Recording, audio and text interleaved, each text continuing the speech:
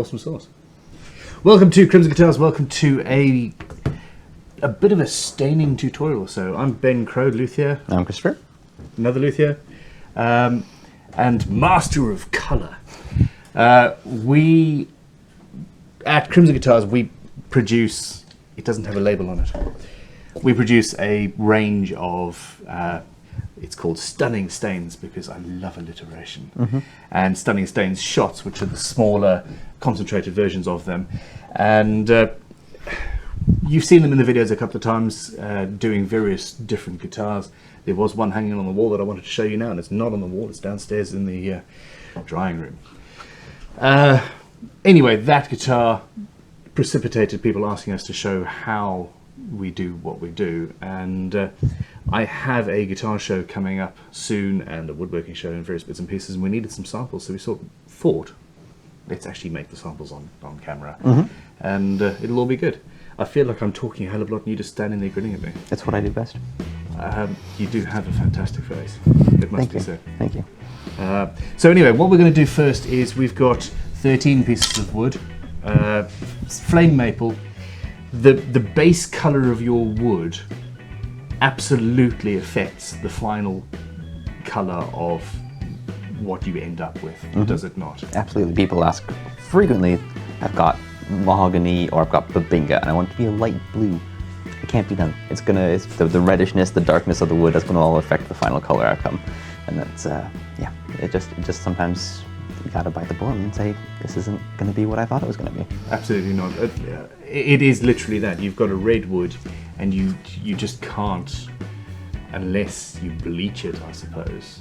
But that's a whole different bucket of fish, kettle of fish. Same thing. Anyway, so very rapidly, we're going to do the basic colors that we already do on these bits of wood. And we're going to do that, and you're probably going to zoom through this rather rapidly. And after that, we have got some extra bits, and we're going to play around with layers and just a few different effects that are easily achievable with these stains. Now, they are water-based.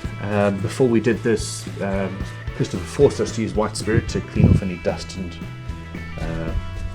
contaminants from the top of the wood, which is fair enough. And you're a very precise person, aren't you? I try.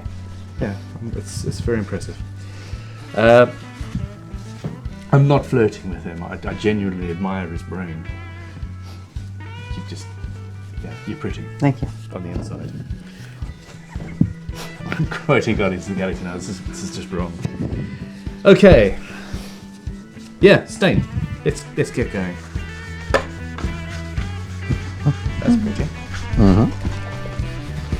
We're going to have to write on the back of each of these what colour it is. In fact, I'm going to do that before I've lost my pens.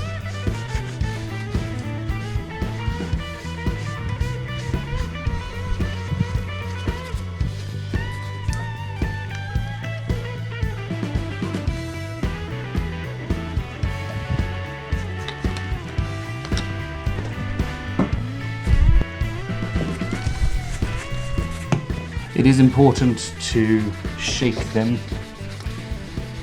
just to mix the pigment up a little bit. And to make sure your lid's on while you do this. That is rather important. Who was it that ended up blue? That would be Little Josh. Little Josh ended up covered in blue stain, which was unfortunately amusing. So yes, always check to see that the lid is on. That black is rather nice. It is.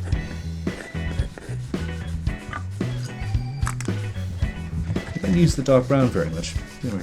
No, I use it as a base color sometimes, especially if I'm doing like an amber burst. Ah, yes. So that can be quite a nice effect. I'll also modify it. I'll use it as a base and I'll add a little bit more red or a little bit more yellow to suit the brown that I'm looking for. Yes.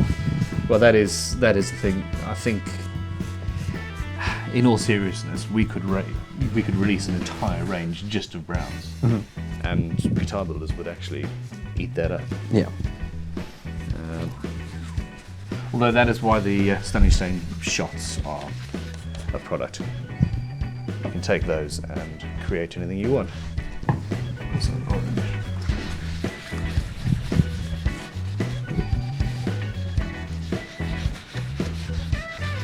Now I'm taking care. Well, actually I'm not. I am now taking care to only mix my color. I'm taking care not to mix the colors on the rag because then you'll end up with mixed colors. then you end up with mixed colors. Yes. I was rubbing off the brown using the back side of that rag and ended up with tinter green just on one side. So luckily we managed to get rid of that. That's a very vibrant orange. It is.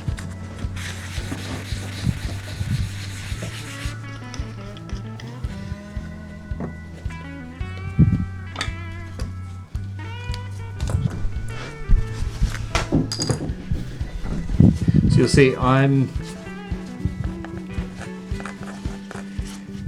folding up the tissue to create a nice solid wedge, and that gets used as a tool essentially.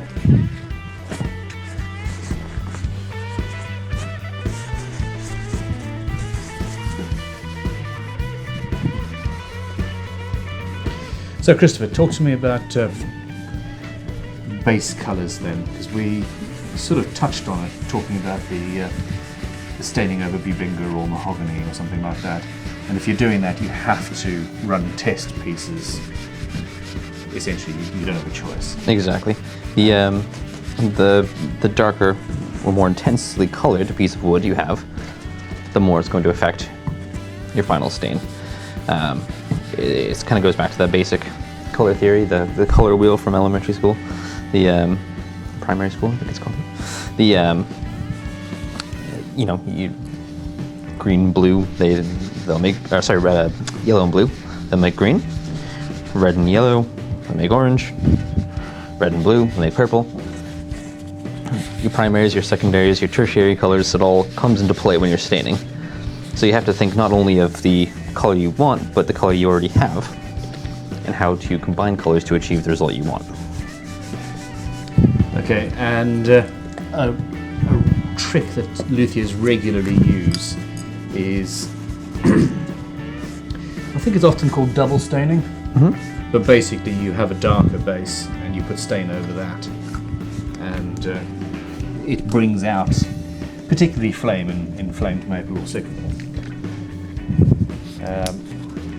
But you can get many different effects using that, can't you? Yeah.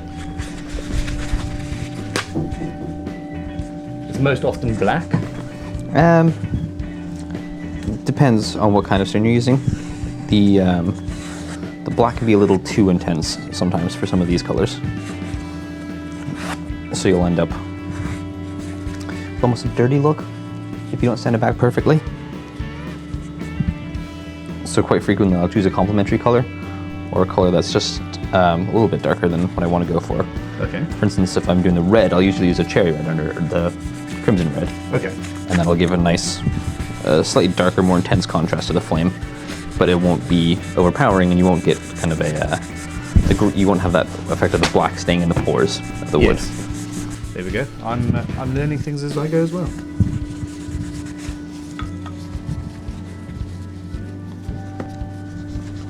This is phthalo blue I'm doing here.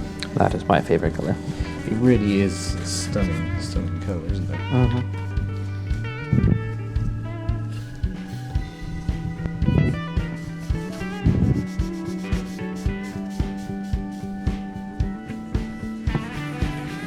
You use yellow a lot, don't you? I do. It's a very common color for instruments. The traditional your tobacco bursts, your three-tone sunbursts, all of it, they all use yellow. So it's the something right stuff? that might be the concentrate. This is a concentrate. This is the wrong stuff. Lovely colour. Use a little bit of water, you can wash it back to the appropriate color. There's a spray bottle right there.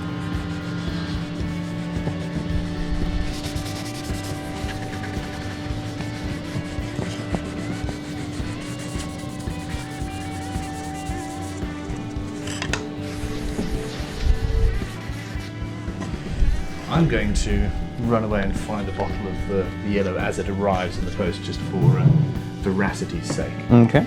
You can carry on and do and start experimenting, really.